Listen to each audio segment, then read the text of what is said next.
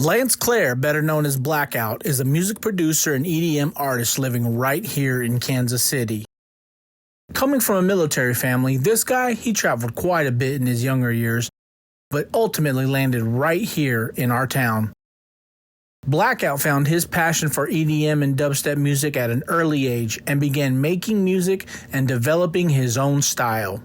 Oh, before we forget, he also teaches music production and audio engineering with a company called Recording Connection, where he mentors and educates students to be successful music producers on their own. And he has a newly signed deal with Create Music Group. You can catch this artist at Spotify and other local events, jumping off speakers and getting those headbangers going, baby.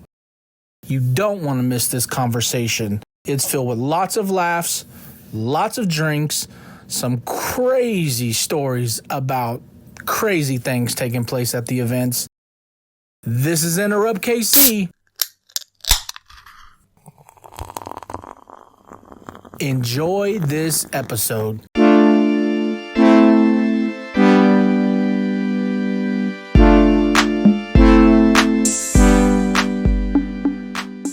Welcome back to Enterrupt KC, the podcast dedicated to people, places, and things right here in Kansas City. I'm your man, D-Rod, JL. Yes, right sir, here to the man. right, man. What's going down? Man, today's Saturday. Keep going. The day before the victory. Keep going. Super Bowl 59. Keep going. Kansas City Chiefs. Keep going. World champions, Let's baby. go, let's Shit, fucking man. go, Hey, man.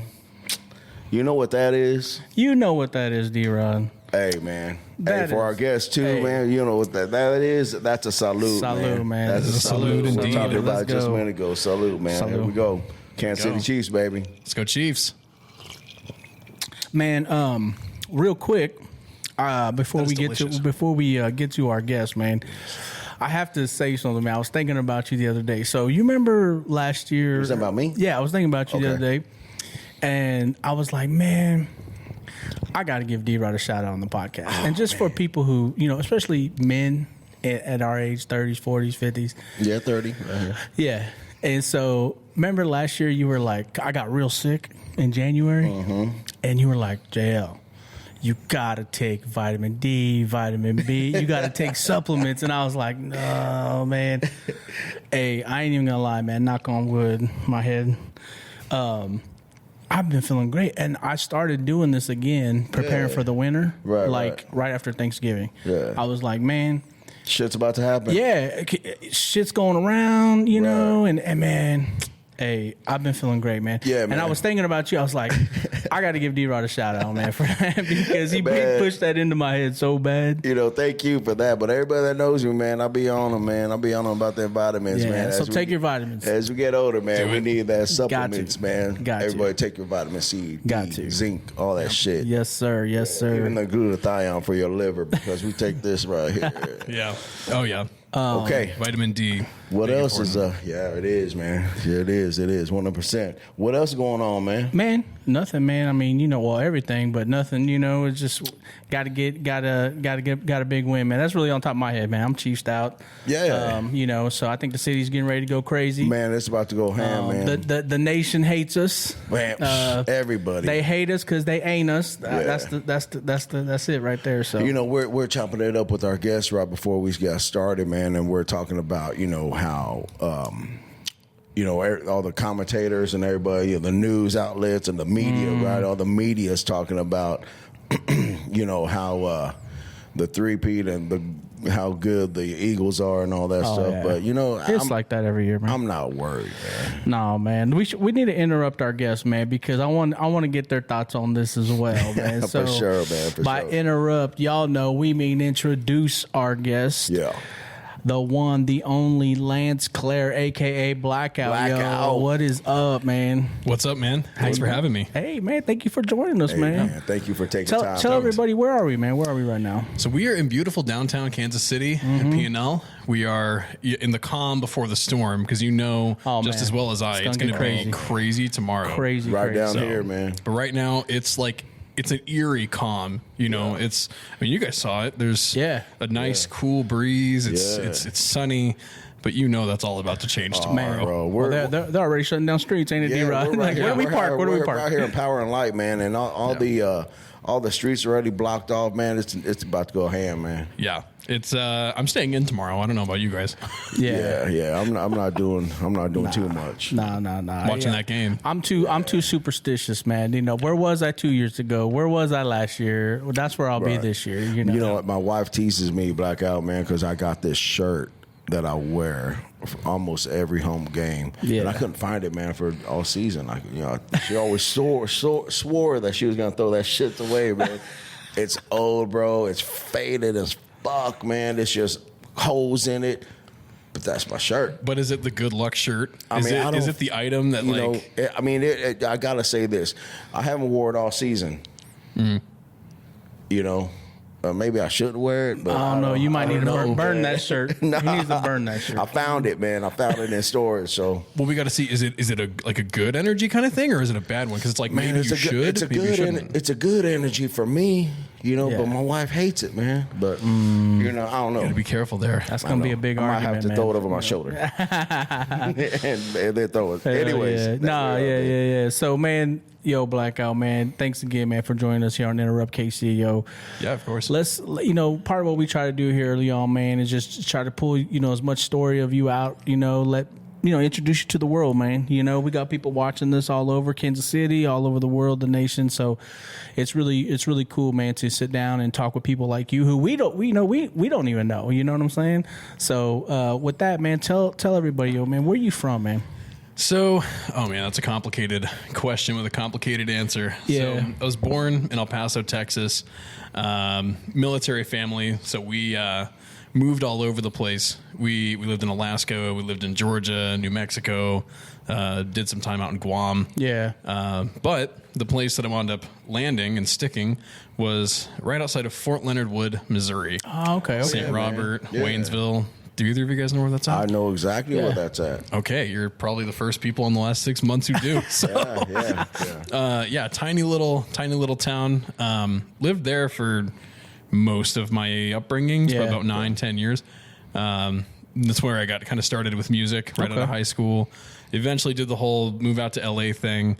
And then COVID hit, and I was like, I want to move back, but I don't exactly want to move back to my hometown. Yeah. We don't want to do that, right? Yeah. Right. So heard about this poppin' city in the Midwest called Kansas City. Well, I had spent a lot of time in St. Louis, and I liked St. Louis, but just for some weird reason, I felt this feeling where it's like if I was choosing Kansas City or St. Louis, where I'd spent some time in both cities, something that I still to this day can't really explain. I don't know what this feeling was, but I just felt like Kansas City was the move. And I saw that apartments were, compared to LA, quite affordable out here. Oh, man. Look, come on, man. So I was like, we're packing up and coming to Kansas City. This was in 2020. So this is coming up on year 5 out here. Yeah. So you said that you were in Paso. So tell us, you said you were into music, man, when you were younger. What did you like, play an instrument? Did you sing? What did that look like? Oh, man. Okay, so what it looked like was, I feel like there's a lot of kids who, they want to be a rock star, right? Yeah. They want to be in a band. Sure. But I had a terrible singing voice.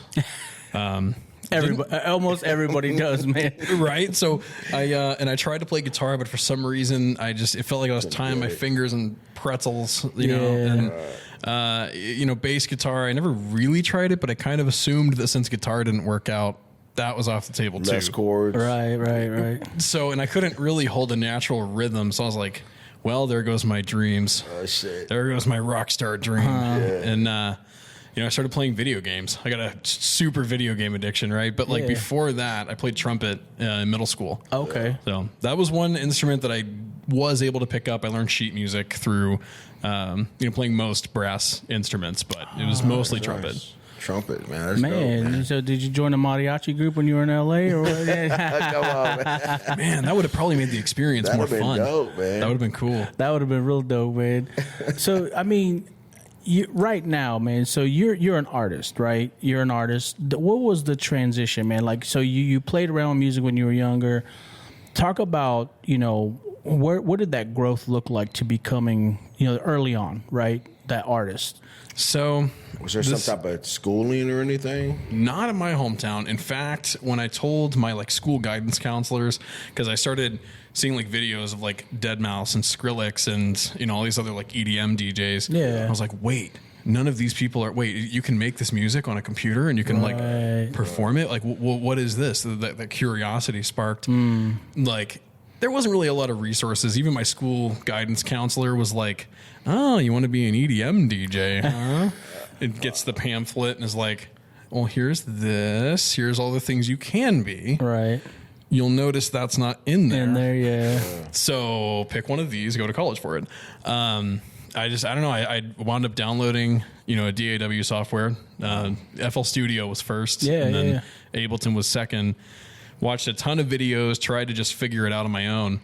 And then over a very, very long period of time, probably like 2, 3, probably more like 4 years, it started to click bit by bit. Right. And then I started DJing. My first gig was at a country bar. There were like no dance music. No shit. Really? Just play the songs that they the wanted? regulars request. Yeah. Okay. But I was like, a gig's a gig. Yeah. I'll take anything I can get. Yeah. So that's kind of how it started. I was just learning how to produce music, how to DJ, and it was it was slow to build. Did you wear a cowboy hat? No. I did not wear a cowboy hat. Okay. I would though if it was a cool enough cowboy hat. I would. Yeah, they got some badass ones. Man. Yeah, they do, man. I mean, I was actually thinking, I wonder what that combination would sound like. There's some country EDM. Man, I know. I mean, that's the question too. Now that you're, we'll backtrack a little bit, but do you kind of venture into some addition genres into that?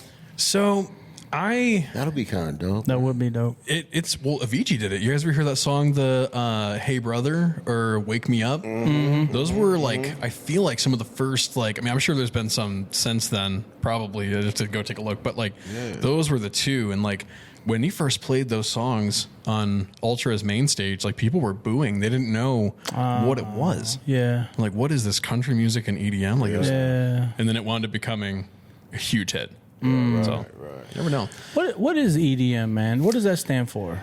EDM, officially stands for electronic dance music. Mm-hmm. Okay. It's kind of weird though because you have your dubstep people, your house music, techno, hardstyle, drum and bass, and then there's all these subgenres. If you pull up ChatGPT and tell it to list every single EDM subgenre, For real? Yeah, it'll run out of characters. It will actually run out of characters. Yeah.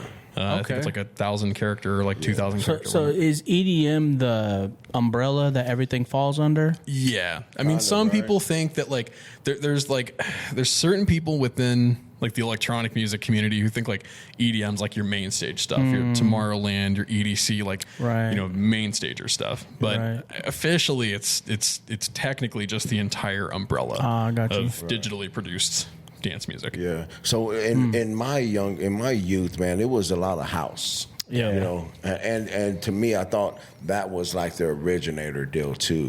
With a lot of them beats and the house music in Chicago and all that were kind of originate. Well, maybe even Europe or something, right? Yeah. Well, Chicago's a huge hub for it. Yeah, house music, for sure. I mean, it's one of the birthplaces of it. Right. Yeah, man. Yeah. They still bump it up there. Bro, It just came out. Yeah. Yep. You go to Chicago, you're they're like, put on house music. They're like, what? This is 80s house music coming out, Oh, yeah. One artist that I even to this day, bro, that I listen to is Farley Jackmaster Funk. You heard of him? Yes, right? I have. Oh man, that dude, man, I still bump his shit, man. Man. So you produce and you create your own EDM music. So when you were learning that, man, what would you say was the hardest thing to learn? I mean, you knew that you heard the music, right? You liked the music, but what didn't you anticipate going into it? So, and this might sound kind of corny, but I didn't anticipate the level of difficulty that actually learning the software was going to be at. Yeah. Right, because I don't know, there's just thought in a lot of people's heads where it's you just press some buttons and boom, you just made some music. Right. There's your time signatures, your key, your BPM, there's MIDI, there's audio, there's all these other things. Audio effects, all that. So I didn't realize how in depth it was. Right. And I wanted to make these bangers, and I was really into dubstep music, which is really complex, synth work. Right. You download things like Native Instruments FM8 and Massive and Serum, these are like spectral synthesizers and wavetable synthesizers. It's like What's science. the difference between dubstep and EDM? Like, is there a difference? Yeah, or I don't like, even know what dubstep. Yeah, like what is that? Explain that for people like me that might not know. Yes, I mean, so like dubstep came from originally it's like dub reggae and two-step music. Oh, okay. It kind of did this blend thing over in the UK. Like there was a lot of artists out in like London and other parts of the UK that blended two-step and dub reggae. So it was originally this like almost chill, kind of like dark, very bass heavy, Right. Groovy kind of music. What we hear now, as far as dubstep goes, is very, very different because you have people like Skrillex making, he kind of broke out with that like robot sounding dubstep that we all know. Yeah. And then you have, the heavier examples like Sudden Death, Murata. They're making what we call tear out dubstep. That's the type of dubstep I make. Yeah. But you also have like experimental stuff. There's LS Dream. There's Liquid Stranger. They make, sort of weird, like kind of wonky experimental dub. There's all these subcategories of dubstep at this point to where it's almost getting confusing. Yeah. There's even metal step. Yeah. There's robo step. There's, I don't know, polka Well, step. like you said, ChatGPT would throw a bunch at you, right? That's crazy. So before we continue, man, the one thing you did say before we got going here is you said, man, hey, I got a gift for you guys. I do. And so what's the gift, man? Okay, so I have it right here. It is a bottle of Wolf vodka. Okay. All right. It's made right here in Kansas City. Okay. It is Wolf vodka. Shout out Wolf Vodka. Shout out Wolf, man. Shout out Wolf. So the owner of Wolf Vodka, Ashton, also has an event production company called Phantom Productions. Okay. So they throw a lot of like EDM events out here. They also throw Phantom Festival. They threw it last year. Nice. And then word on the street is they're throwing Phantom Fest this year too, and it's going to be a level up from last year, which was already sick. So Where's that festival? Yeah. it was right outside the old Hy-Vee Arena last year. I don't know if they're using that space again this year. Like in a parking lot deal of Yeah. They set up 3 stages. It was crazy. They went all out with it. Yeah. It was full production, they had Sudden Death headline. It was like a huge. So that's an dubstep act. outside. They got it as an outside venue. Outdoors in August. Yes. Oh, man, yes, sir. It's very hot. I was gonna say. I actually got heat stroke when I performed at Phantom Festival last year. Oh shit. Yep. I was so they had like this canopy over the second stage where I was playing, and it would have been great, except like the sun was shining between like a gap in it. Right. So just in the DJ booth, it was just beating down on me the entire time. And I was so hot and sweaty. And then maybe about 15 minutes before the set was over, it was no more. I was like, wow, I feel this rush of just cool, this cold feeling coming over me. It's almost like makes me shiver a little bit, right? This is great. Maybe the heat's, dying down a little bit. Yeah. Or so the fool thought. No. I finished my set up, and I pop over to the side of the stage to say what up to people, and just do You're whatever. probably white as a ghost, man. I was apparently white as a ghost, like you said. My lips were turning blue. Ooh. And I don't remember. I remember having kind of tunnel vision. Yeah. And Ashton, the dude who's throwing the shindig, was like, "Well, no."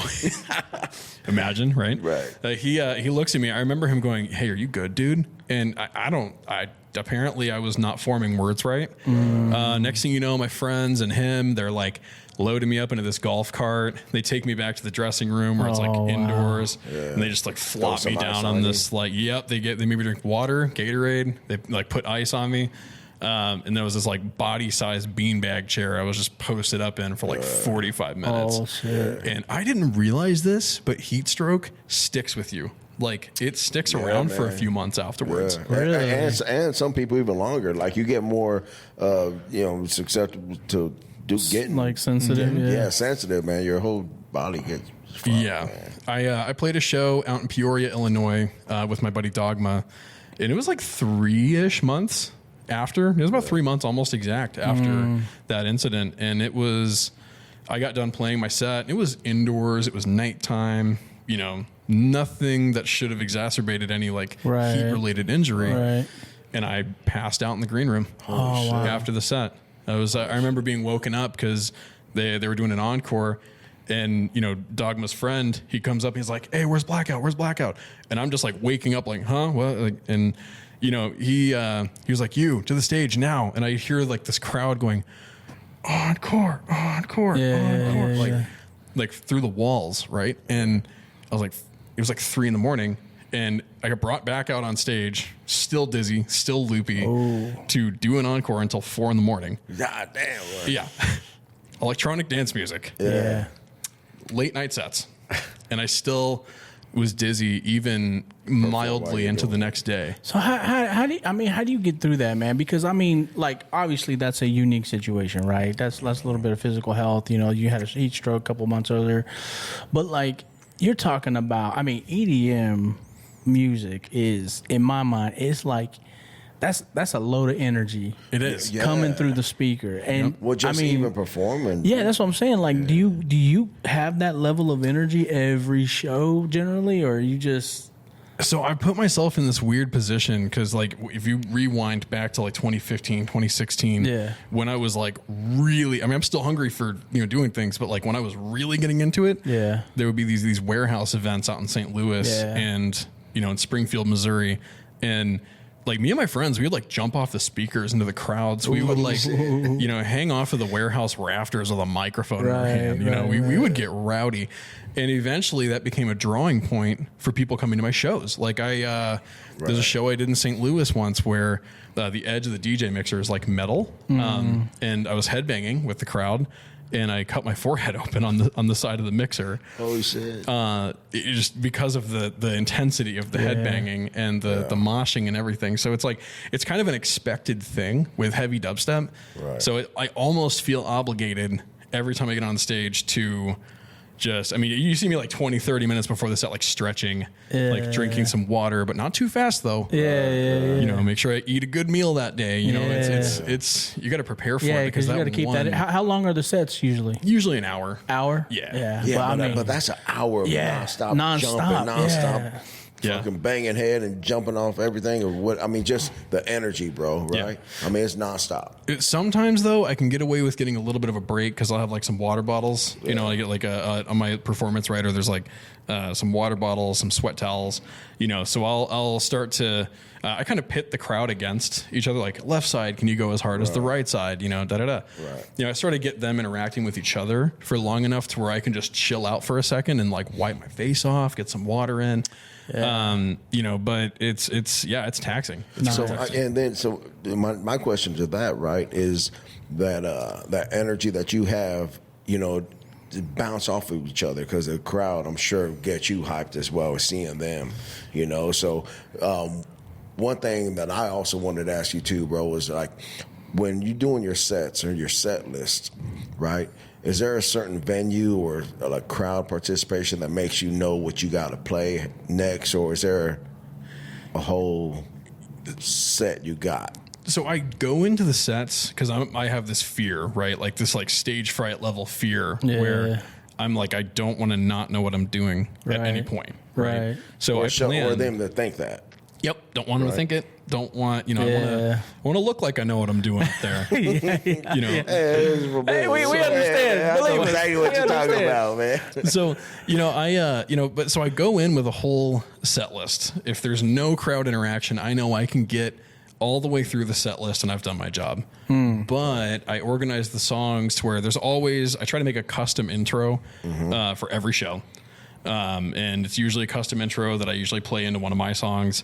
And I try to play as much of my material. So we're about 75% my music, 25% other music. Okay. From friends or stuff that I know is really popping. Yeah.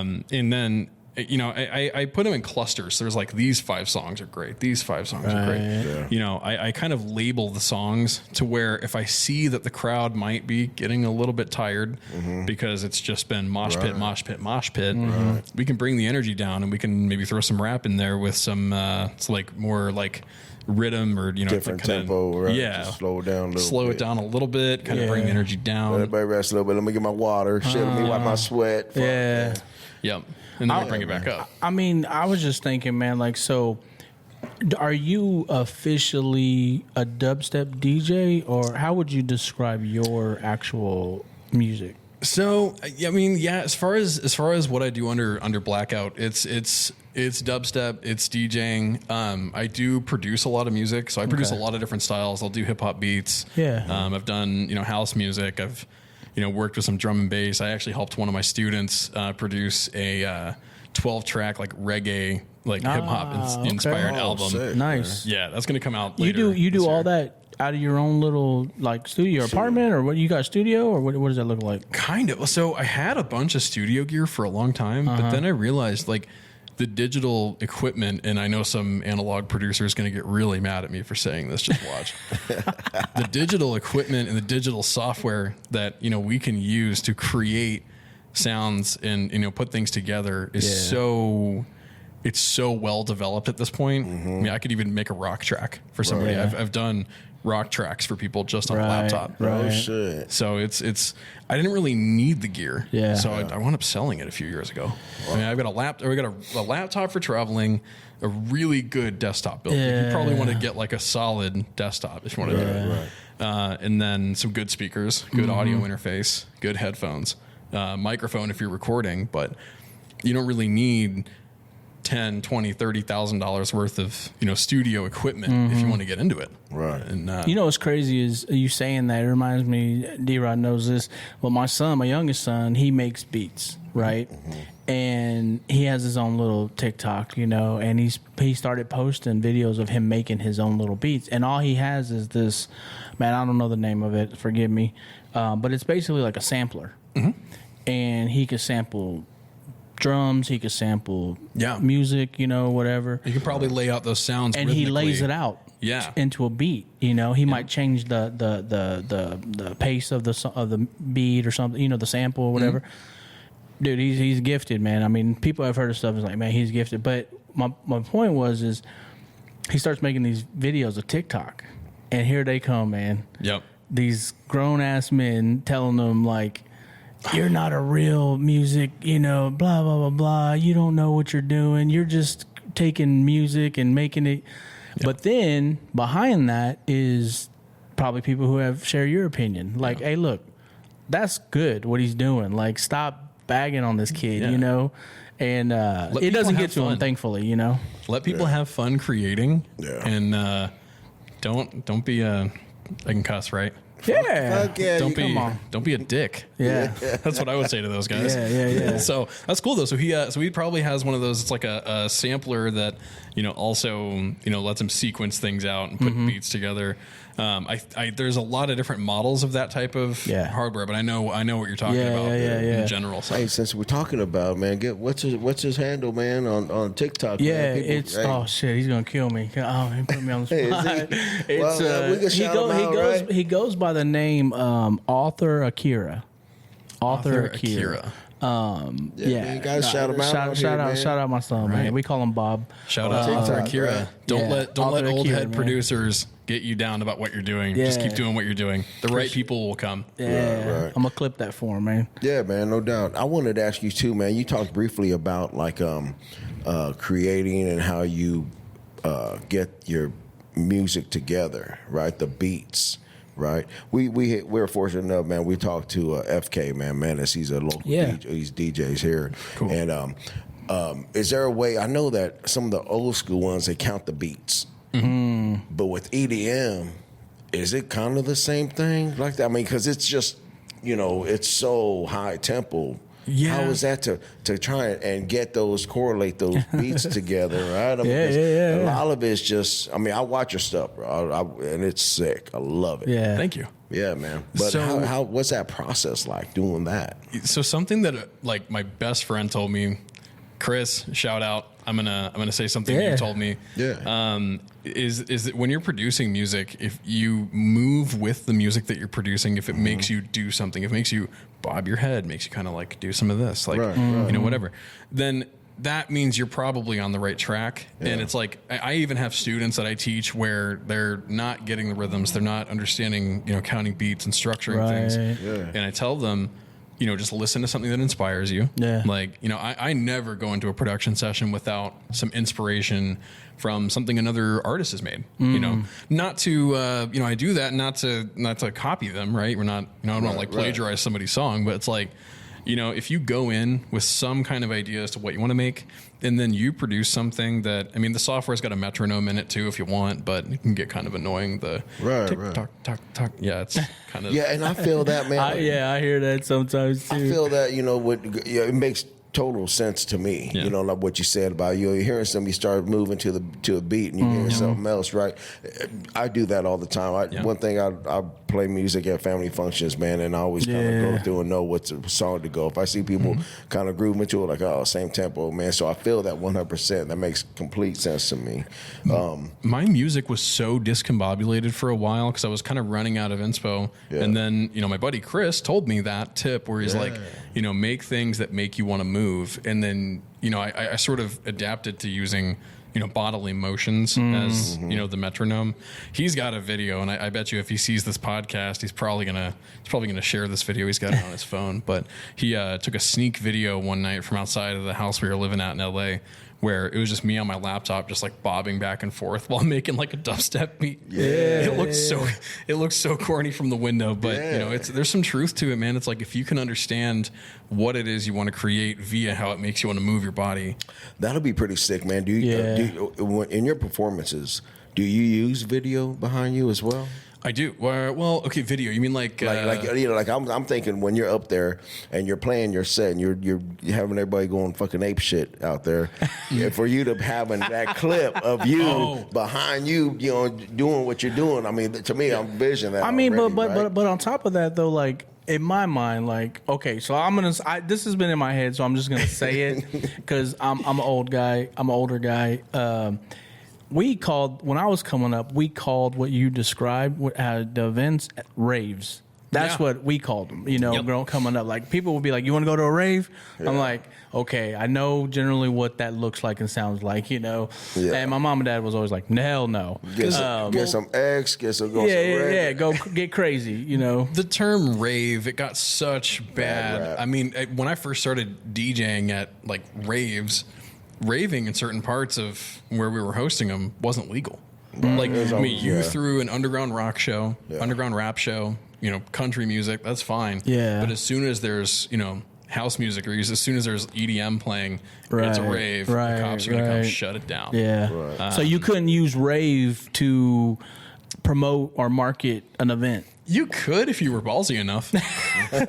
but that's, I imagine some people probably didn't give a fuck. They're like, we're calling it a rave. It's a rave. That might cause the wrong type of people to get there too, right? It does. Then that's when shit goes south. Bro. It sometimes does. Unfortunately, in I think it's in all music, but in especially electronic music, there's a lot of the wrong kinds of things going on. Yeah. We want, as the performers and as the event producers, the talent buyers, promoters, all that, we want to curate, a dope musical environment for people to enjoy themselves in, but we can't, as hard as we try. Like, a lot of event production companies, they'll hire security, like third-party security, to try to make sure that the wrong kind of stuff isn't going on. But people are slick. You can't get rid of all of it. Especially nowadays. Come on, man. There's so much.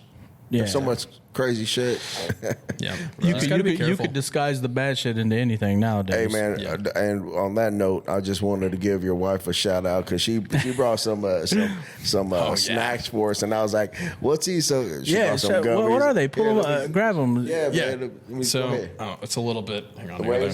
Yeah, can you reach it better than me? Yeah, they're like these little mini brownies with some gummy rings, gummy watermelon rings. Yeah, these are what are they? These are virgin gummies. These aren't gummies. These aren't gummies. Everybody, they're not the illicit kind of gummies. Let's shout out your wife, man, for doing that. Thank you very much. Yeah, what's your name? What's her name? Cass. Cass. Yep. Shout out Cass. Thank you.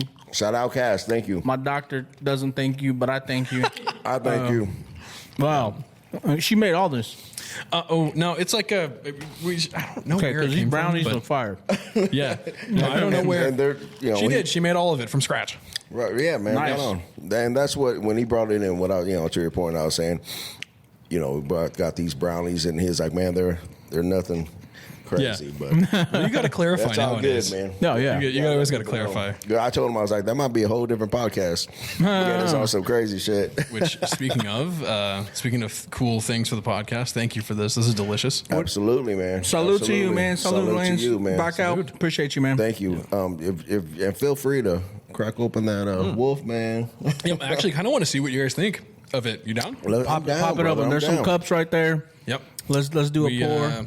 Yeah, let's do it. Yeah. So while you're doing that, man, just a couple things. So, I mean, I was looking at your music, man. Just Yeah. I wanted to understand you as an artist. I feel like the best way to do that is listen to your music. So, once we set this up, man, I started listening to your music. And when would you say, Lance, that you, like, somebody said, dude, this is a good song, that you created something that people were like, this is good? And a lot more than just outside your family and friends, right? So when did that? Okay, so Or was there a specific song that you would say put you on the map? I think so. So the first, Like a breakout or something, right? yeah. So okay, so it's funny. I came across a photo. I have to send it to you guys. But 2 days ago, I came across the old setup that me and my friends had in this like double wide trailer in my hometown. We just locked ourselves in for like a week just producing music. Yeah. I had gotten a vocal back from a group called the Raga Twins. Okay. The Raga Twins did All Is Fair and Love and Bro Step with Skrillex. Yeah. They did a bunch of stuff with Skrillex. They had this really cool like vocal style, right? I had gotten some vocals. I was like, great. Now what? Now we gotta build a song out of it. And I spent probably over a week, but at least a week working on it.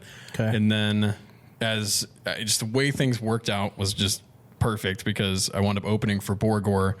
A little bit after that, met who was tour managing for him at the time, gave him the flash drive with the contact info on it and everything. Right. 2 weeks later, I wasn't expecting anything. They contact me, and so began a whole different story. But that song and 5 other ones got signed to my first EP that released. Okay. It was on Bygore, which was Borgore's record label.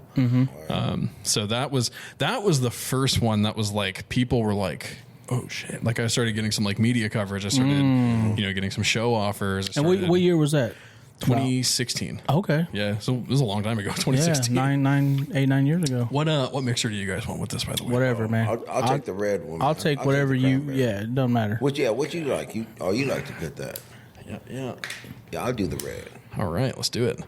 So yeah, that's cool, man. Cause I was just thinking about that. Cause there's always that there's always that one thing that puts you like on the map for people, right? Like people are like, oh, more people heard about you than the other stuff. You know what I'm saying? Oh yeah. So and that's what I was curious about. And so your music now, man, how would you say since that, since people actually started paying, much more attention to you back then in 2016 to today, right? 8-9 years later, would you say your style has evolved or your music has evolved? And can you talk about that a little bit? It has. So at that point, I was super, super into that. Like, I guess it sort of evolved into what people would call bro steps. It comes back to what people are calling all these sorry, I'm going to start over. Okay. Sorry. Yeah. So yeah, it started with bro step, which was one of just many subgenres of dubstep, and it was this, high energy, very very fast, high tempo style. But then I sort of evolved into like this more underground style that people kind of started calling rhythm or trench, which is like more underground, more dark, slower tempos. Gotcha. And I've kind of gone into that, and then I started realizing you could infuse like metal elements, like guitars and like really hardcore sounding drums into dubstep tracks. So I started doing that. I wanted to fuse hip hop into it, so I started doing a little bit of that too. Right. It's evolved a lot over the years, and it's like, anybody in the music industry will tell an up and coming artist, hey, find your sound.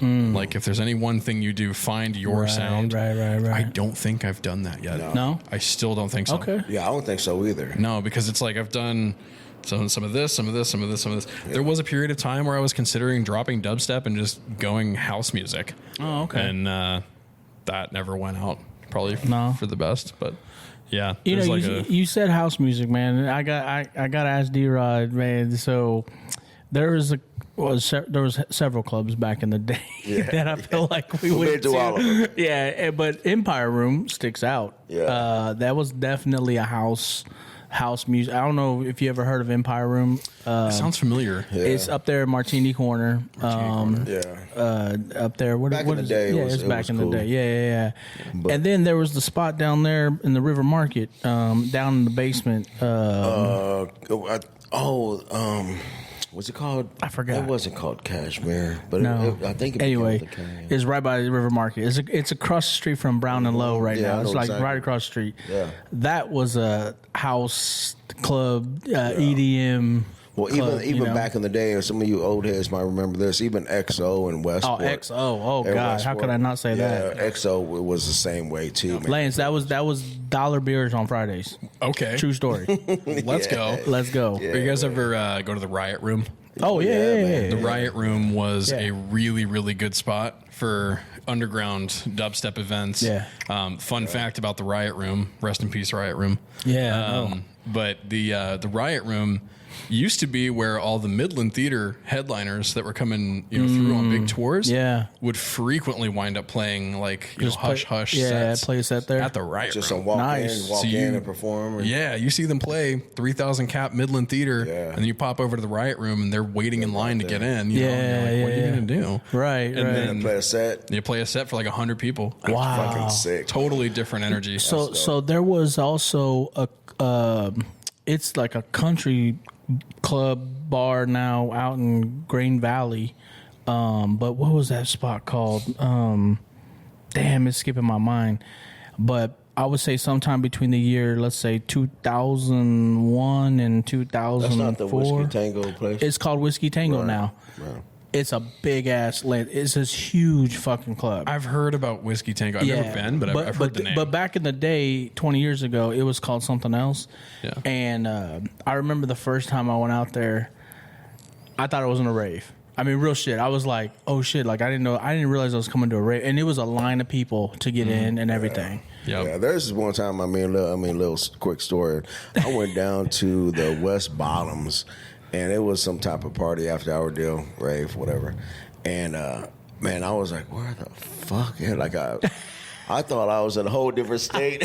I was tripping, man. I was like, was this Kansas City? It's a big, giant, massive warehouse, empty as fuck.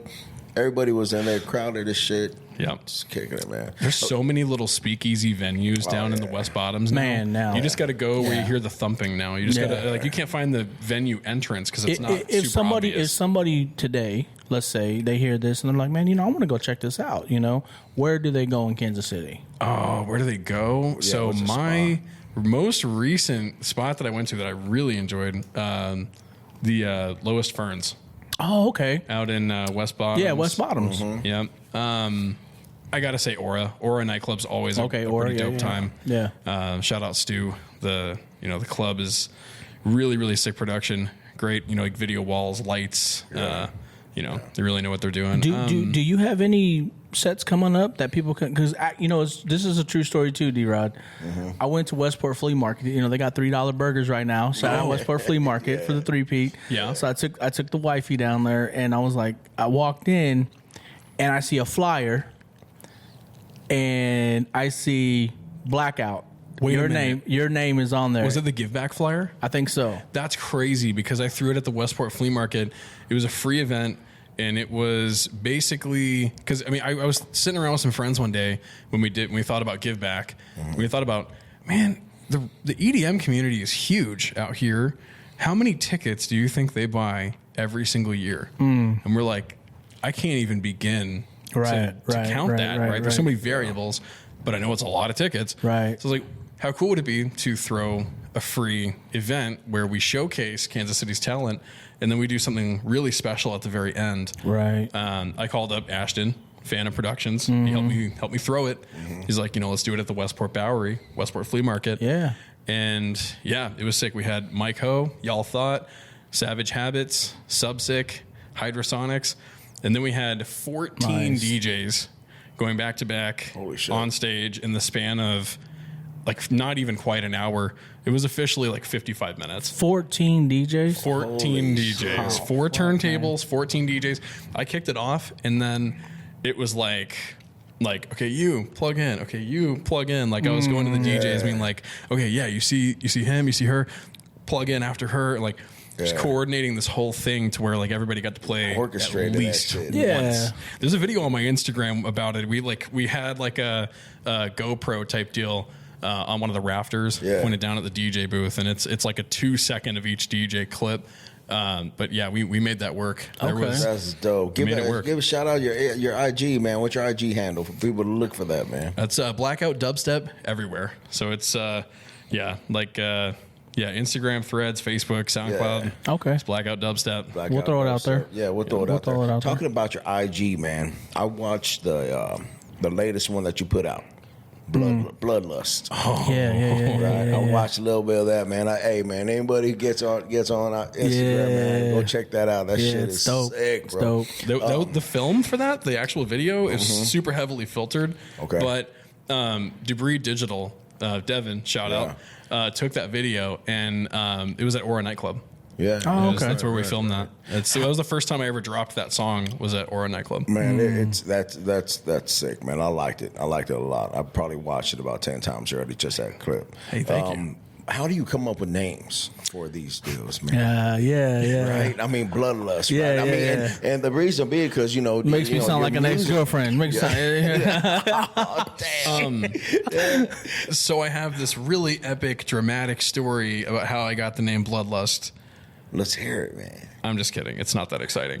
So I was producing music while playing World of Warcraft, and I was raiding with my guild. We were raiding, and there's a spell that is usually cast on the whole raid at the start of a major boss fight called Bloodlust, which increases everybody's attack speed and haste, and it's basically the adrenaline rush. The phrase that people use in World of Warcraft is lust on pull. So when you pull the boss, cast lust. Right. So I was finishing the final master for Bloodlust, and I had no idea what to name the song. And like I had Ableton over on this screen, World of Warcraft on this screen, and like I was like, there's no lyrical content in Bloodlust. Right. So I'm like, well, lust on pull. I played it while we were pulling. We were playing Wrath of the Lich King Classic, where the final boss is the Lich King. Okay. And we went to pull. They cast Lust on Pull, and I hit play on the song because there's like a minute of like back and forth between the boss and the protagonist that you're like in the dungeon with. And like the drop hit right about as the combat started with the raid and the Lich King, and I'm like, okay, this song's called Bloodlust now. Got you. So that's how I came with Bloodlust. Man, I have to admit, the minute I saw that, JL, you know what I thought about? What? Blade. Oh, Blade. yes. The fucking movie. The scene, man. The beginning scene of Blade, bro. When they're in there, when the vampires are down there. Yeah, EDM. They're going crazy and the blood starts coming out. Yes. They kill fucking everybody, right? Classic scene. Oh my God. Classic. Back to my fucking idea about when you're DJing, you play that fucking Bloodlust. You could put that shit up there on that fucking screen, right? Man, put the visions, movie up man. there. I got visions, bro. That would be sick. Right now, the video clips that I use, I got about like 25 like animated clips that go from relatively tame, just like 3D logo render stuff, dark colors. There's a lot of like blacks, whites, reds, a lot of really, that kind of thing. But then I've also got some really gory ones where like there's like a dude's face like melting off of his like skull, like, and there's like some. I've gotten a couple of people who've gone on like Twitter after a show or like on an Instagram and been like, "Hey, that was nasty." What? Come on. Nasty as in good. I don't think they meant it in that sense. I put some pretty gruesome stuff up on the video walls. There's a lot of strobing. There's a lot of like, You know, because like my wife and I's favorite holiday is Halloween. We're spooky king and queen over here. So we're you know, I don't know. I try to make the sets match aesthetically what the music sounds like, which is evil. It's dark. It's ominous. It's, I like it, man. Get the I'm feels gonna out, have to go man. check you out. I gotta ask you about this other song though, man, because I was, you know, I told you I was bumping your music, man. I've been bumping your music for a while. Menace with Chris Calico. Let me tell you something. Shout out Chris Calico. First thing I want to say, shout out Chris Calico, man. Shout out. First thing I want to say, I didn't even know he was on the song. I just was like, I want to hear this song, Menace. I love the name, you know, just the name caught my attention. So I play it, you know, and it literally, like, on the way here, and, you know, I'm like, okay, damn, this is dope. And then all of a sudden, I hear rapping in it, and I'm like, yo, I was not ready for that, you know? Yeah. Well, because, this is where I was having like a genre freak out. I was like, what do I want to do? So I started synthesizing metal guitars and doing the distortion effects and all that. And I came up with this dun, dun, dun, dun, dun, dun, dun, and it was like, this is kind of catchy. It's got like a low kind of like vibe.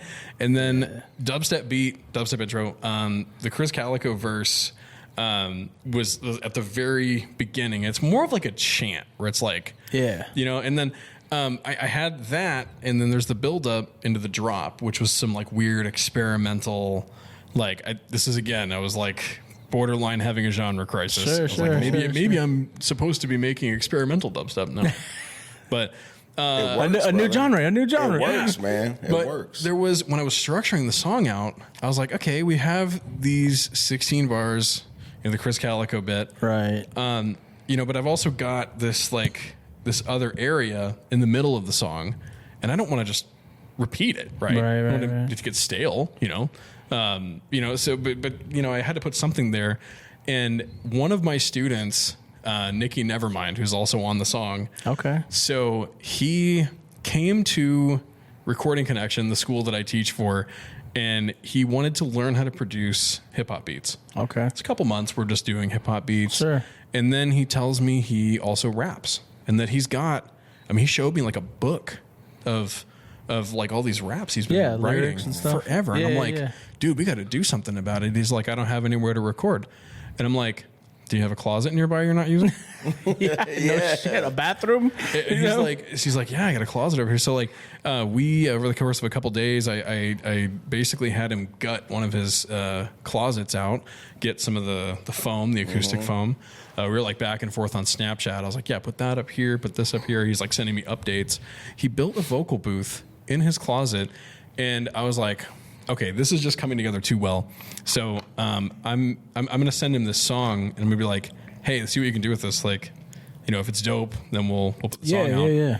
And I kid you not, Nikki Nevermind, that verse in the middle of Menace, he did that in like 3 takes. No shit. I saw the project file. There was like one little part, because like at the beginning of his verse, it goes, why do I do what they ask of me? Yeah. Has a little bit to do with tenacity.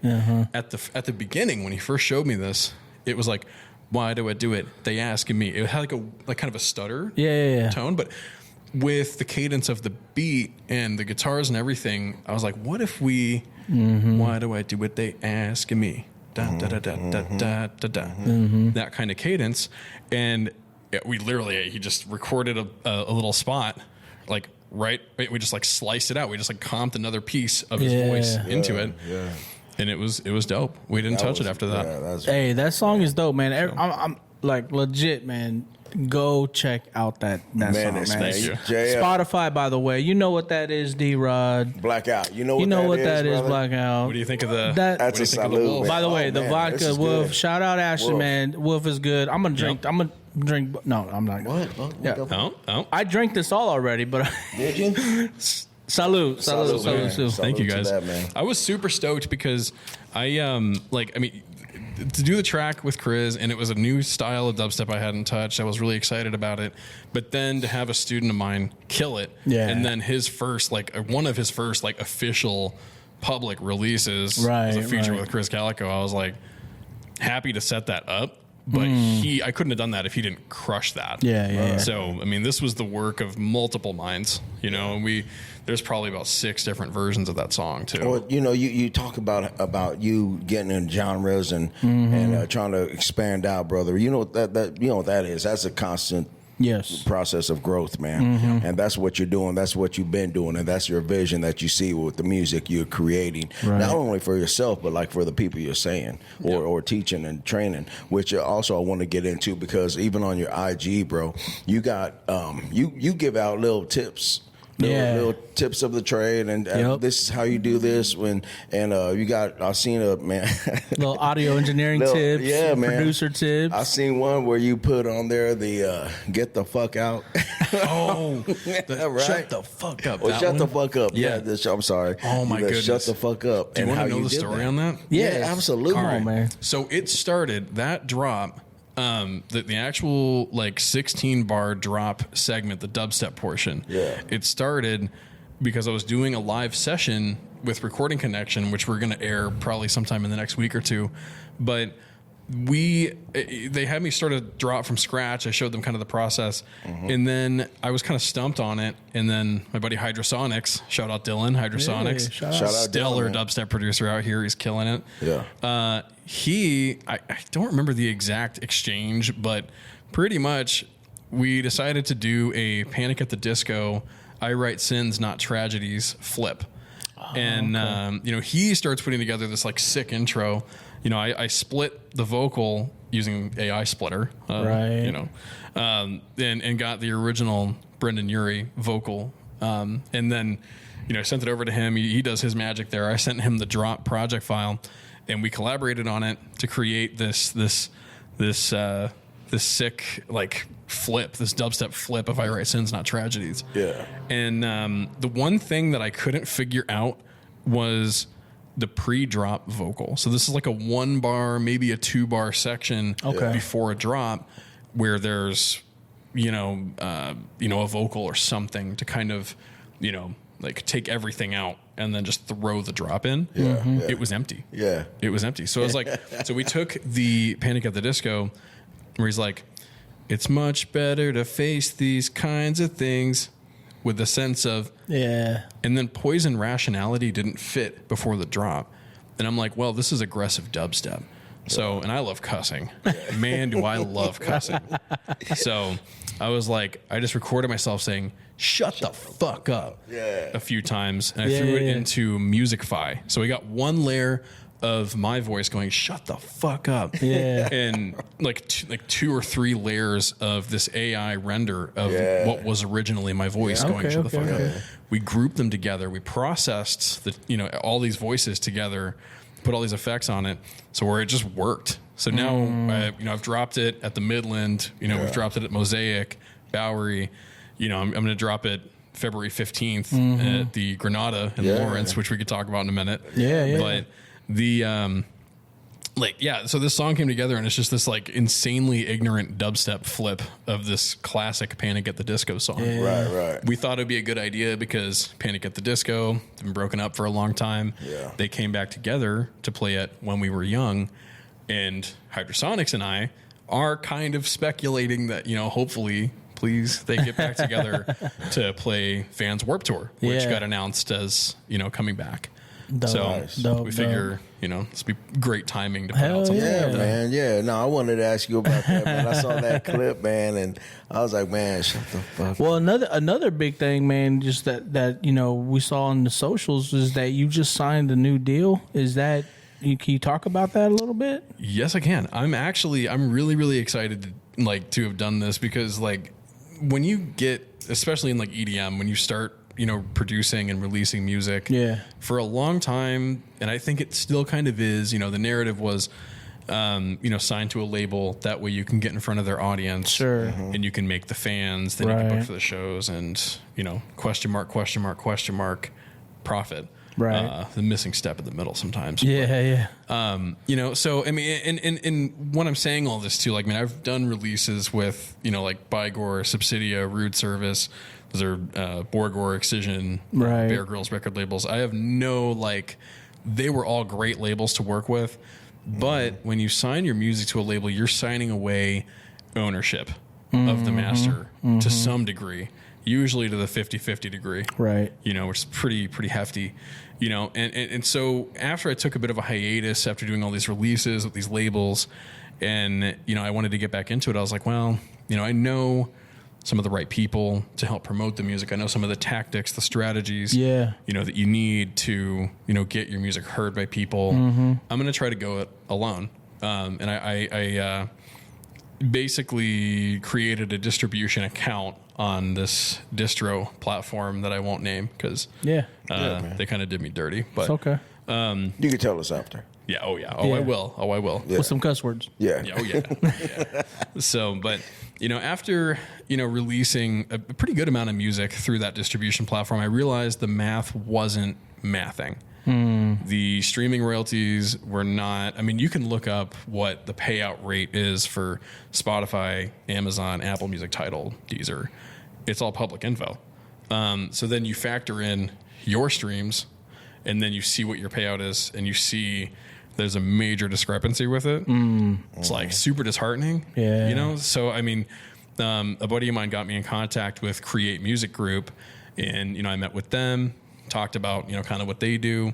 And it's been, I mean, I moved my whole independent catalog over to Create Music Group, and Bloodlust actually went out on Create Music Group. My last single with Evane, Antifreeze, VIP, went out on Create Music Group, and it's just been a breeze. This, you know, it's a breath of fresh air for any independent artist who wants transparency with what they're doing with their music releases. You know, like even day of, because SoundCloud, right, is kind of separate from, you can just go upload things on SoundCloud. You can't with Spotify, you know, Apple, all that.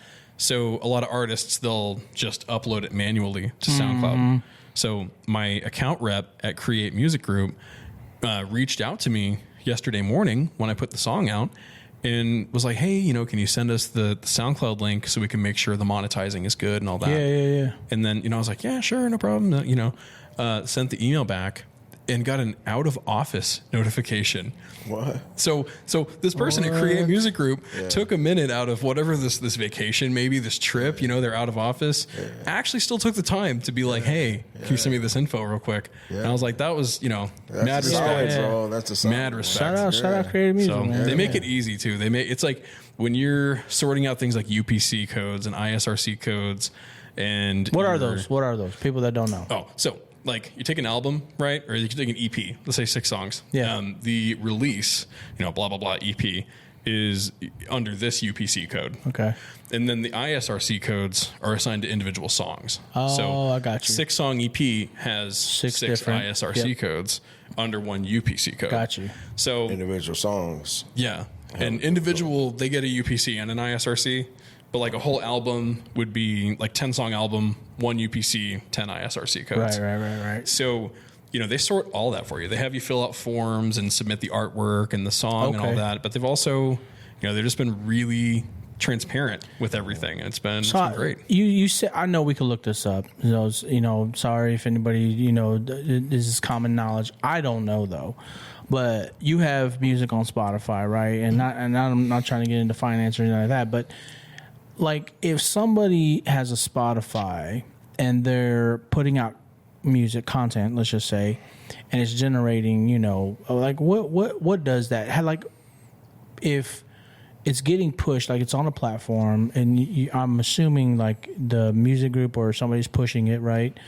How does that look in terms of profit? You know, is it like 20% profit? Is it 50% profit? I mean, because there's a bunch of people involved in that, I would assume, you know? So it really depends on I know it's not the best answer at the start, but it really depends on the deal, depends on how much money you put into the marketing. So like if you put X amount of $100 or, you know, whatever, you know, 1,000 or something behind promoting a release, you know, of any kind, single EP album, you know, you're looking at being that much in the hole, right? So you drop $1,000 to promote your EP. Right. Yeah. Then over the next quarter or two or three or whatever your plan is, your goal is to generate a return on that investment. Okay. And it's probably not coming from streaming royalties. They pay you like on Spotify, you may want to check me on this, but it's like 0.00006 of a cent. Wow.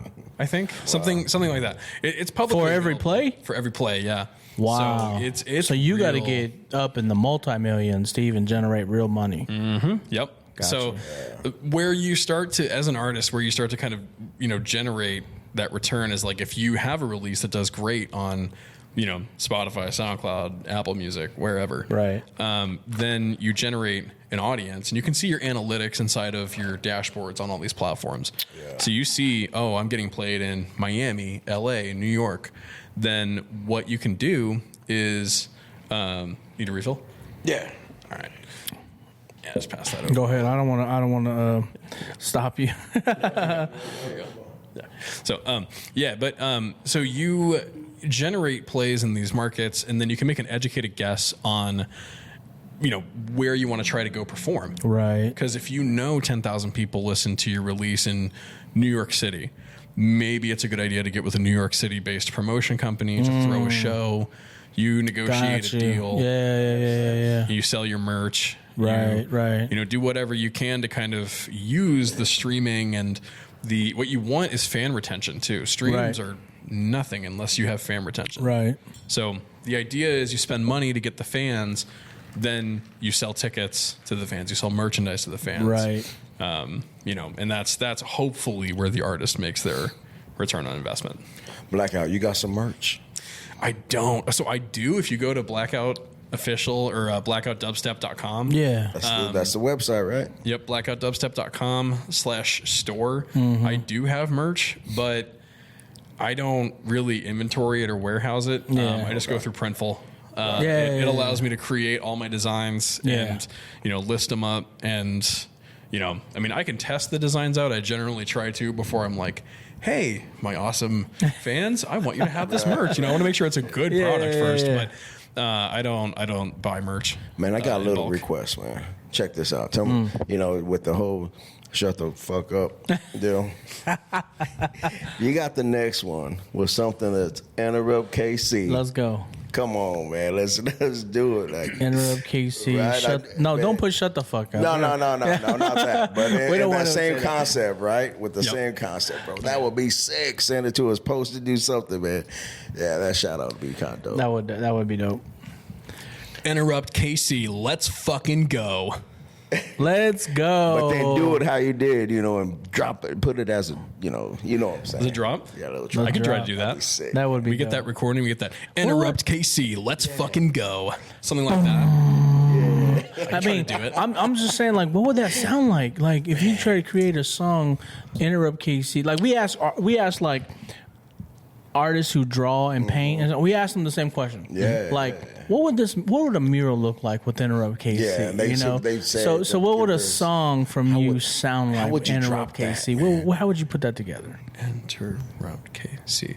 5 syllables. So if we wanted to, we could extend the Enterrupt KC out to like 8 syllables. So we can maybe do like 8 counts, maybe make it like a 2-bar type thing. Yeah. And then, just do something kind of rhythmic with it. Maybe get like some cinematic drums or something. Maybe Do that. like Enterrupt KC. Enterrupt KC. KC. Have that C drum Like- just. Yeah. Do like a I love stutter. it. That, I love it. Maybe we'll have to do that. Yes, sir. I don't know, man. I'm always thinking. I want to get to. You mentioned this earlier. You teach. You teach. You have students. You mentioned a couple. Nikki Nevermind, which, by the way, Nick Nevermind or Nikki? Nikki, never mind. Nikki Never. Yep. I love that fucking name. I don't know. Yeah. Yeah. Nikki, catchy. love the name, man. Yeah. Talk about that, man. So, like, when did you start doing that? How can somebody become a student? Do you take students? Things like that. So it started. I started just kind of teaching some of my friends how to do certain things, and then this was while I was out living in LA. I started working with the school Recording Connection. Okay. And that's who I teach with now.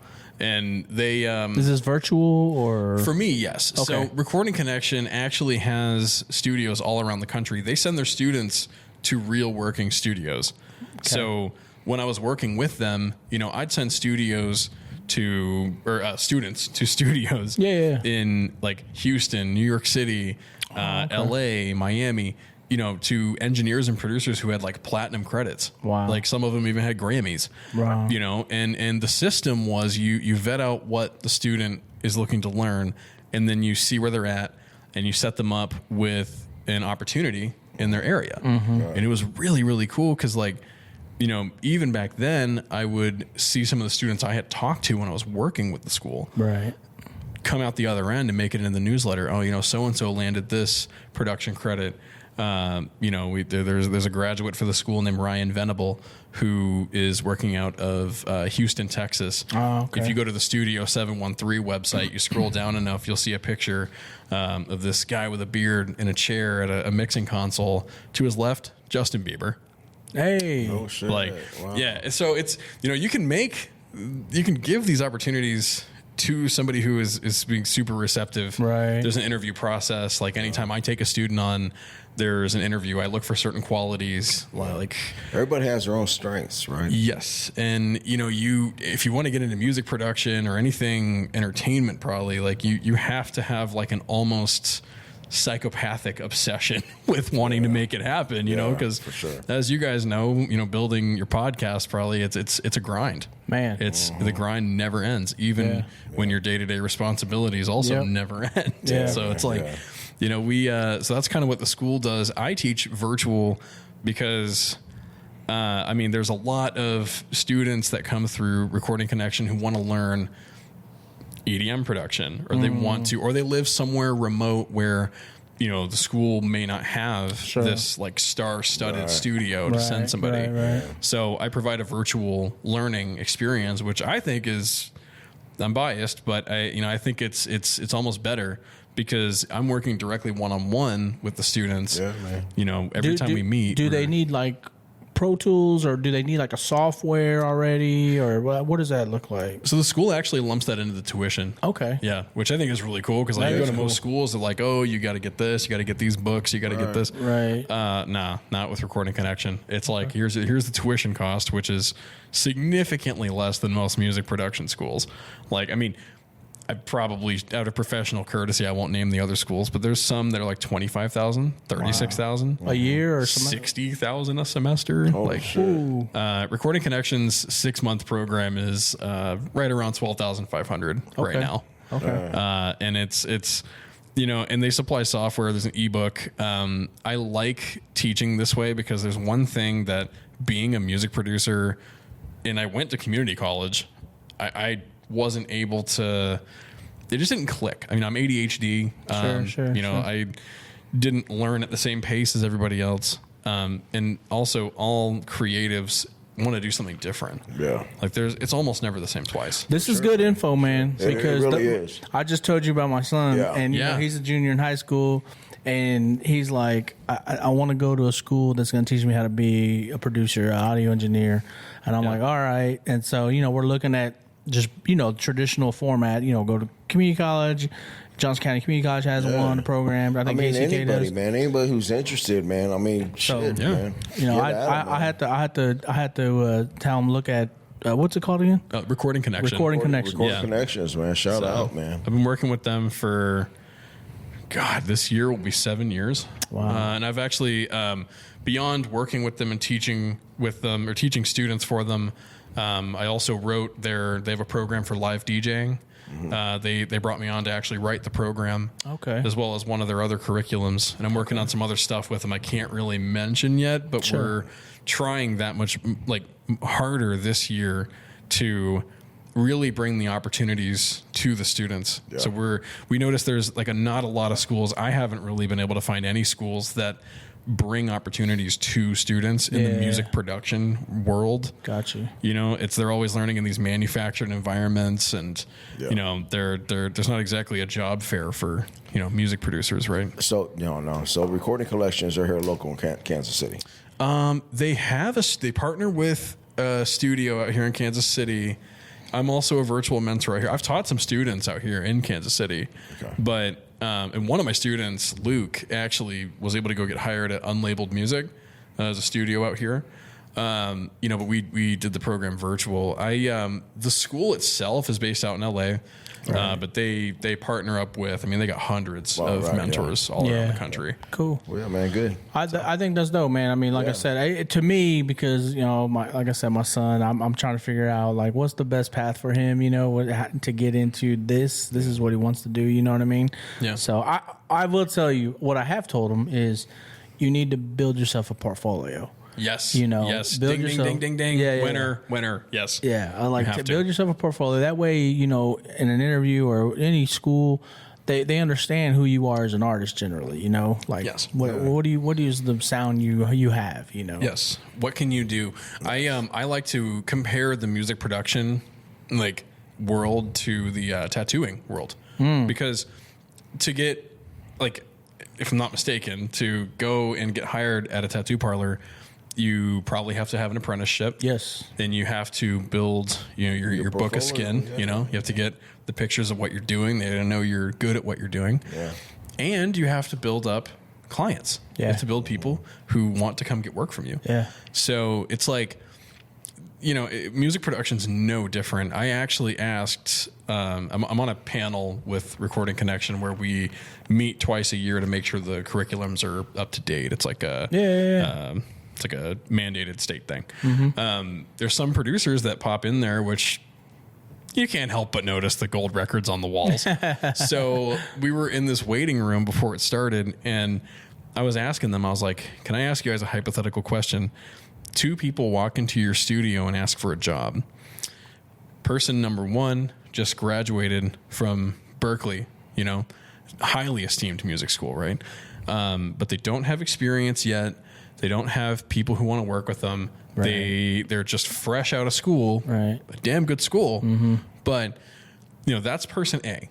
And then person B has some experience. Maybe they have a professional reference that, can vouch for their skill. They've got a portfolio and they're like, hey, listen, I'm already producing. I've got these, 5 to 10 artists who they want to, have me work on music with them, but we don't have the space. We don't have the gear. Right. Would you let me, use a room in your studio? Would you bring me on? So they're bringing clients to the table. That's person B. And I asked this panel of highly esteemed music producers who they would hire. Yeah. Every one of them said person B. Wow. Because if person A comes in with no clients, then the studio's going to be like, oh, okay, we got this Rolodex here. We've got, these people. We're going to have to give business to the new hire. But if new hire comes in with business that's new, ka-ching, ka-ching, that's the obvious answer. Already Yeah. So it's a whole different ballgame, and I don't think a lot of traditional colleges are teaching that. Right. No. Well, they're probably just teaching the technicalities of things, right? Yeah, they're teaching the technicalities of things, but there's also a pitfall with that because the software and the production techniques and everything, it evolves too fast for the textbooks. It does. The textbooks can't update quick enough. Yeah. So it's and I was going to say that too. The technology, the change of it is, man, come on. From what we used to do back in the day, from recording. Come on, man. I was gonna say, actually, Dink, shout out Dink, our boy Dink. He went from just an artist who does drawings and graffiti and paintings to tattooing recently. Oh, cool. And so we did an episode with him back in November. Yeah, he described basically what you just said, the apprenticeship, how many hours he needed, and then they had to come in and watch him work, and this. It was pretty intense, the stuff he had to do. Yeah. Same deal with a good friend of my wife and I's, Sunshine Art. She did this on me about a year ago. Yeah. Nice. We knew her before the apprenticeship, and we saw what she had to go through, and it was a grueling process, man. Yeah. It's a grueling process. She does sick work. Anybody watching this who likes tattoos, Sunshine Art. Okay. It's spelled. So I think she is tattooing out of Golden something in Crossroads. Okay. It's the one right near Cafe Gratitude, if I'm not mistaken. Oh yeah. Yeah. I think Golden Cathedral. Yeah. Golden Cathedral. That's what it Okay. is. Yeah, she does sick work. man. Yeah, shout out. All right, so let's transition here. We'll do some fun questions, man. Before we get to people, places, and things. Yeah. Okay. So first question I have, BLAQOUT. Tell us about the name. Where did the name come from? Oh man, are you guys ready for another exciting story? Yeah, absolutely, man. Let's hear it. So Was it a video game? it wasn't a video game. Okay. I had just downloaded FL Studio. I was 15. I wanted to make hardstyle music. And hardstyle at the time, I think is still a thing. The major festival, there was 2 major festivals I would hear about, was Q Dance Festival and then DEF CON, DEFQON. So there was this like habit with hardstyle where they would replace CKs with Qs, and I wanted to make hardstyle. Okay. I made this god awful hardstyle song. Like, you don't understand. Like, it was bad. It was real bad. And you know, and I put this vocal in that was like BLAQOUT. That's all it did. Yeah. And I exported it, and I was like, oh shoot, I gotta name the song now. But wait, I gotta name the me too. Yeah. Like, so I was like, what am I gonna do? And I named the song. I couldn't come up with a name, so I just called it BLAQOUT with a Q, right? Because the hardstyle thing. And I started showing my friends. You know, I had my BlackBerry, and you know, I would show my friends this horrible hardstyle tune. And they're like, "Oh, BLAQOUT, that's cool. I like how you changed the CK to a Q. Is that what you're going to call yourself?" And I'm like, "No, it's the song name." And then my friends were like, "Oh, BLAQOUT, what's up?" And it just stuck. And then finally, after I had some really bad names. Like I uncovered a Facebook post from 14 years ago where it was literally me going, "If I grow up and become a DJ, I want to be DJ Eargasmic." Orgasmic. Yeah. So I was really glad that didn't stick. How old were you then? I was 15. Yeah, that's and, about right. 15. Didn't stick. There was a couple other ones, and there was a few where even my mom was like, No. Yeah. no. And finally, I was like, you know what? Fuck it. We're just gonna go by BLAQOUT, and it stuck. I love it, man. Nice, love bro. it. I got one. Yeah, go ahead. I got one. Has there been any? What's the strangest or funniest thing Crazy. during a performance Yeah. that you've experienced, man? How appropriate do I have to keep this? No, come on. Say it, man. Whatever Say you it. want. Hey, Okay. whatever happened, let's hear it, man. Just So I was tell the performing- truth. That's all. So I was performing at a festival called Escape Reality Festival a couple years ago, and Where at? it was like outside of, it was kind of between like Springfield, Missouri and Joplin, Missouri. Okay. All right. And I get there and it's nuts. It's like, the stage setup's cool, the sound system's nice, the lighting is great. They have these video walls. They have this giant bonfire. Like somebody somewhere, one of my friends probably has a video of me running up to the bonfire. Yeah. And they clipped it right beforehand, and they were like, "Oh, he's gonna jump in." Holy Like, shit. I didn't jump in. But, Okay. no, but anyway, so I go to plug in my USB into the turntable, and I start playing my set. About halfway through, 3 of my friends were just on the stage, just dying laughing, and one of them was like, looking at something. So I do my hype the crowd thing where I go and I run around, I jump up on, one of the speakers, and what had happened was they were actually in shock and awe because a festival goer, an attendee, was doing something for themselves on the rail of the crowd. Like, they were on the stage laying like on where the stage starts. There wasn't really any security at this festival. They was making themselves happy. They were making themselves quite happy. Yeah. To the bass, and that On the will bass, forever. Adding extra bass, D-Rod. Adding extra bass. They were doing something that maybe you probably shouldn't do in public. Right there in front of everybody at this music festival. Yeah. And that was probably the wildest thing that's ever happened to me at a show. Wow. BLAQOUT. Yeah. Wild. Let's talk about inspiration, man. Who are your biggest inspirations? Started out as like Skrillex, which is like, I feel like that's like almost the free space on the dubstep bingo card. You know what I mean? Skrillex is just kind of Godfather dubstep, right? But you know, then I started getting into the more like grimy stuff. I started listening to Baron. I started listening to Sadhu, Old Getter. Who, you ever see that meme where it's like, "Suh, dude"? Yeah. That guy actually makes used to make really heavy dubstep. Okay. Yeah, it's the whole story. Also, you ever see that show, Real Bros of Simi Valley? Yes. Yeah, I've seen it. You know Bryce, the tattooed guy that's like, "Oh, come get your boy, dog." Yeah. That's the Sudude guy, who's also Getter, who's also the rapper Tara Reid. Oh, okay. He's a been around. bunch of personalities. Dude's got like 5 projects, dude. Like, Tanner, wherever you're at, man, are you human? Yeah. Like, you know, but so he was a huge inspiration. Borgor. Nice. You know, nowadays I love the really, really dark and angry stuff. So Sudden Death is definitely a go-to for me. Yeah. He's got this project Void that he does, VOYD, whereas like this like Wendigo helmet with like these antlers. And it's absolutely crazy. Yeah.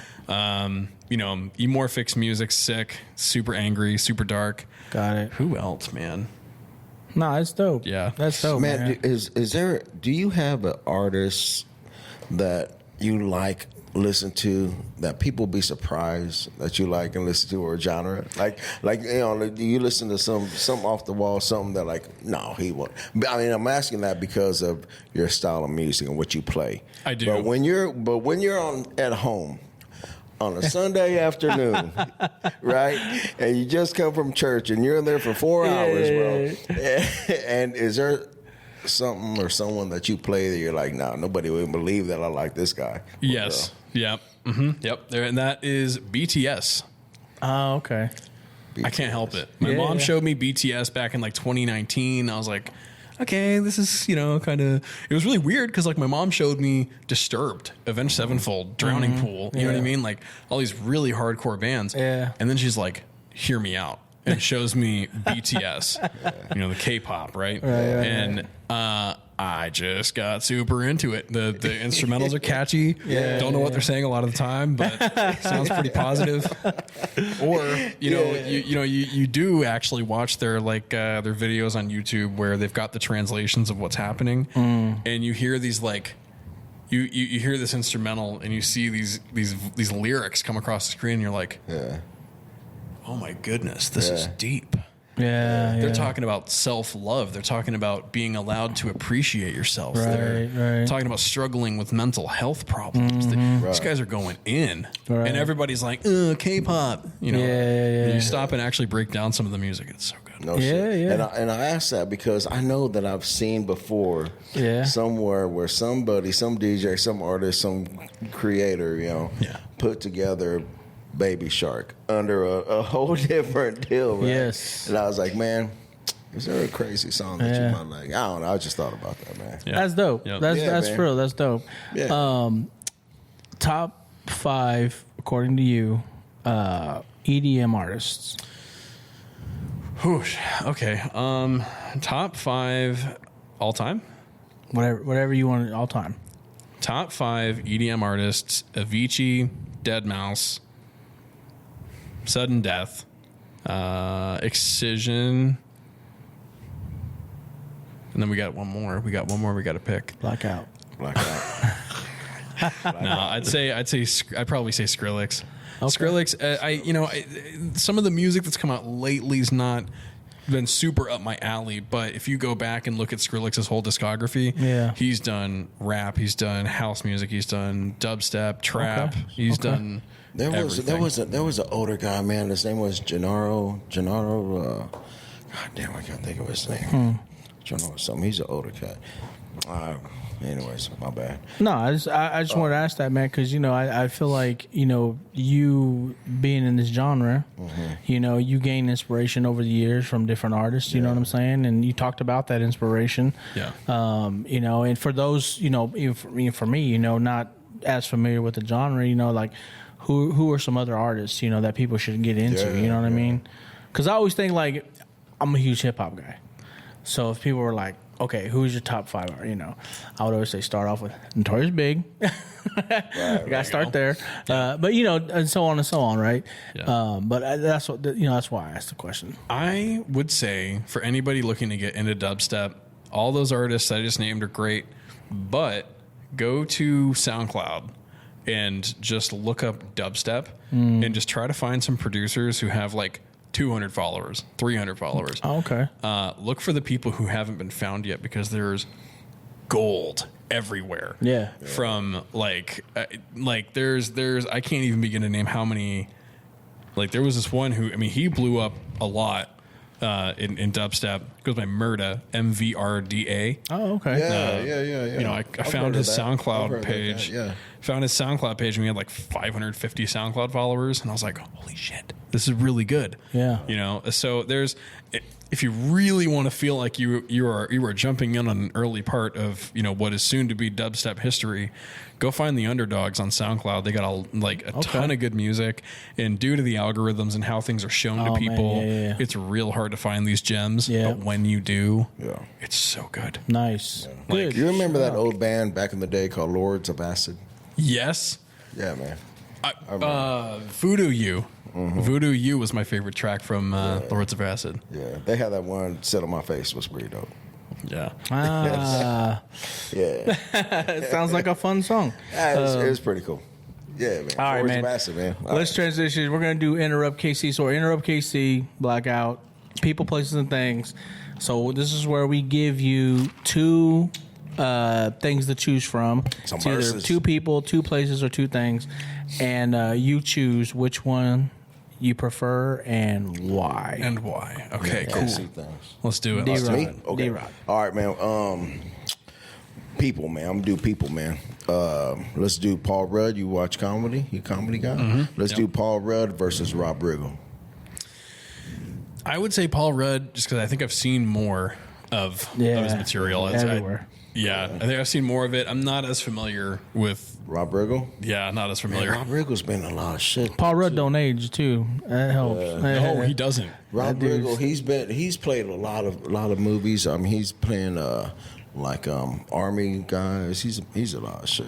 Yeah. He's good shit, and comedies as well. All right. So you've been in KC officially how long now? 5 years about? Almost 5 years. Almost yeah. 5 Come years. April. Okay. So let's do this, man. Let's do Power and Light or Westport. Ooh, that's a really tough one. Okay, so I'm going to have to say Power and Light, just because of the sheer volume of things that happen down here. Like, you never know what's going to happen. Yeah, all the big shit happens on here. Never know what's going to happen. Yeah. I have been, like, you know, I'm done with, you know, my sessions for the day, or I'm done with my work for the day, and I go out and take a walk, and I never know what I'm going to come across. Yeah. I don't really stay as up to date with a lot of stuff. Yeah. As I probably should living down here, but it's like, it's always something really exciting. Right. So I probably pick P&L, but Westport's fun too, man. Yeah. I heard there's a country grimy, Westport, dirty night out. Go to Westport. Westport's wild. Yeah. I heard that there's a country show down here tonight. A country show down Down here in the P&L, the live. Yeah. Yeah, there's a country show. An artist? What artist is it? I don't know. I don't know. Somebody yesterday, I was talking to a friend of mine. He was telling me that they're going to be down there. So. All right, I'm going to do a place, man. The KC place, man. Let's do Westport Flea Market versus the Peanut. The Peanut. The wings. Yeah. The wings. Yep. Wings are stupid, aren't they? Wings are ridiculous. I didn't know that wings could get that big. How? What are you feeding the They're chickens? injecting that Those shit. are Puerto Rican chickens, man. God damn, man. There's some Brazilian thick, chickens, man. Yeah. No, yeah. I mean, Hey, man, Herb said it the best the last episode, man. Right? He said, man, you get those peanut wings, man. You start choking just by the smell of them. That sauce that comes out. He did. Something about their sauce is different. Yeah. Something about, I don't know. It's a different. I don't know if I don't know if they make it in house or what they do. Yeah, I'm sure they do. We're gonna have to find out, man. What do you have a favorite food style or food? I do. What is it? Asian food. Asian? Like Okay. I love, and that's kind of all encompassing, because like I love Korean food, I love sushi, I love, all that.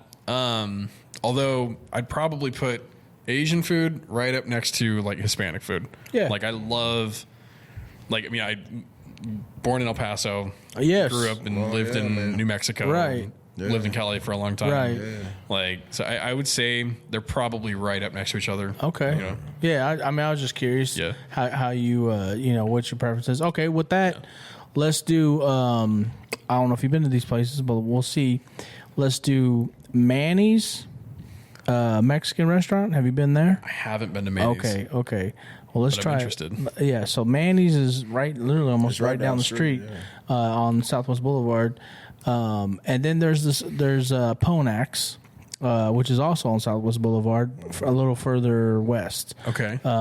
Those are two man. They've been in Kansas City for They've been 40, around there 50 years. forever, yeah. You know. Okay. I haven't been to either one, unfortunately. No, it's cool. But What place do you go to? so I love Cancun Fiesta Fresh in Westport. Okay. Oh, right. Like- That's that little spot right across the street from Char Bar. Yeah. Yep. Yeah. That is probably my all-time favorite.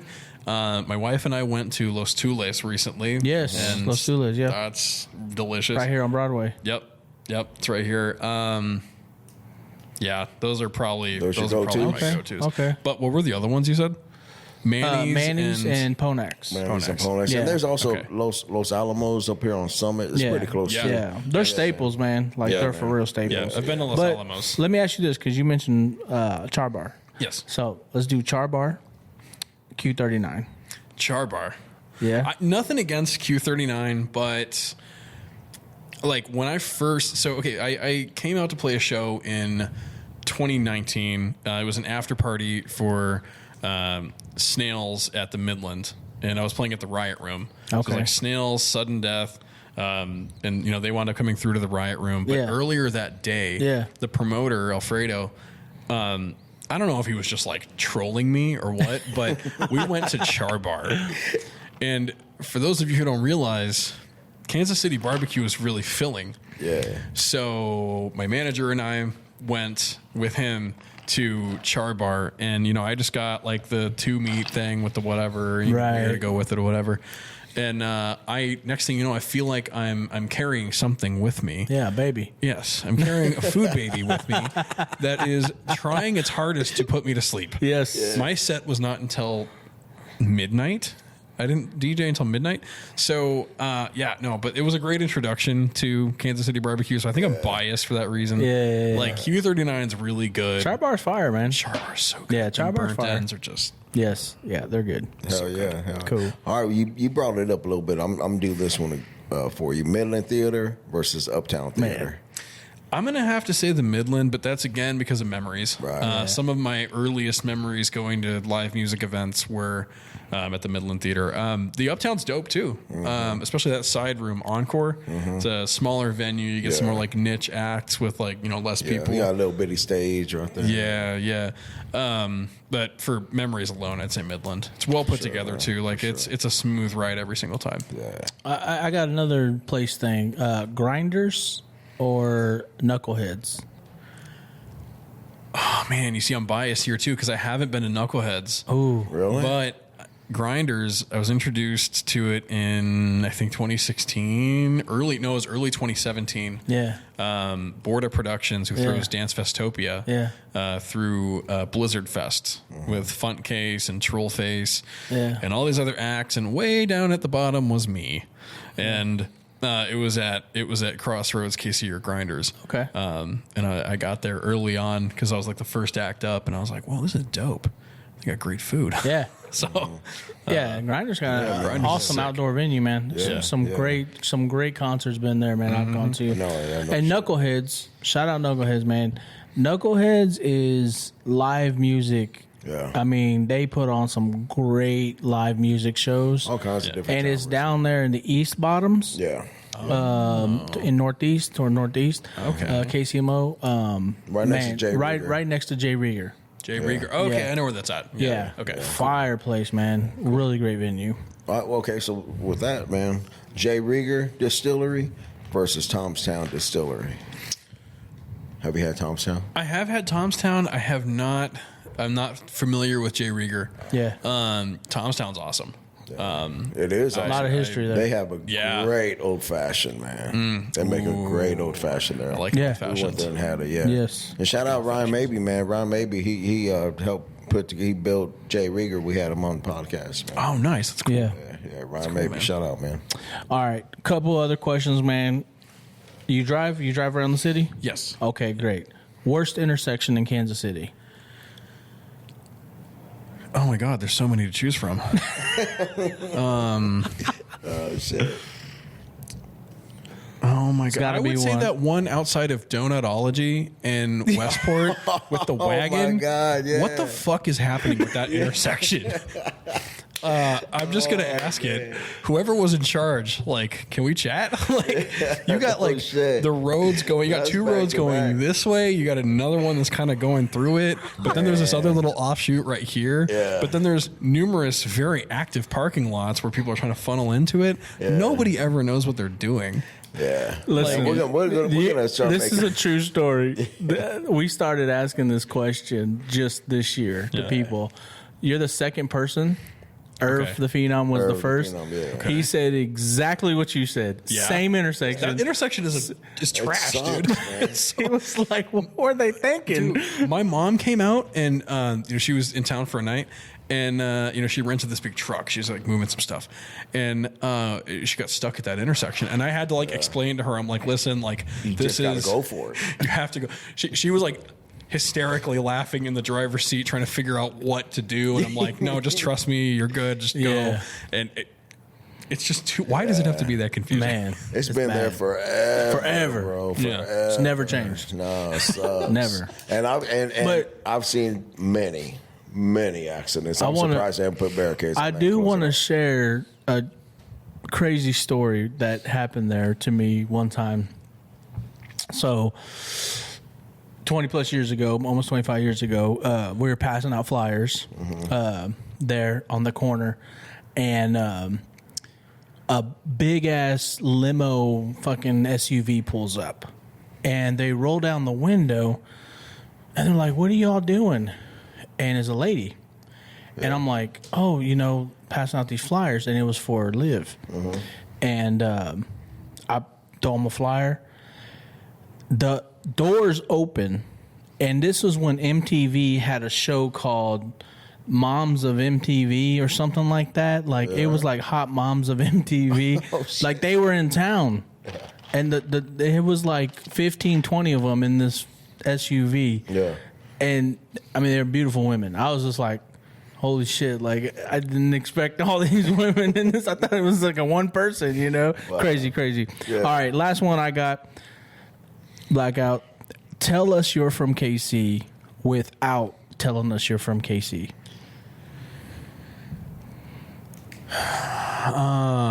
Oh man, that's okay. Hang on. Tell us you're from KC without saying it.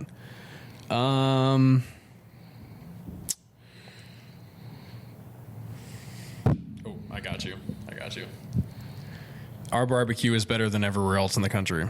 Yes. Barbecue, man. Got to. Everyone in KC says that. Yeah. It's yeah. I'm Well, it's I like true, it. I like it, but Yeah. I like it a lot.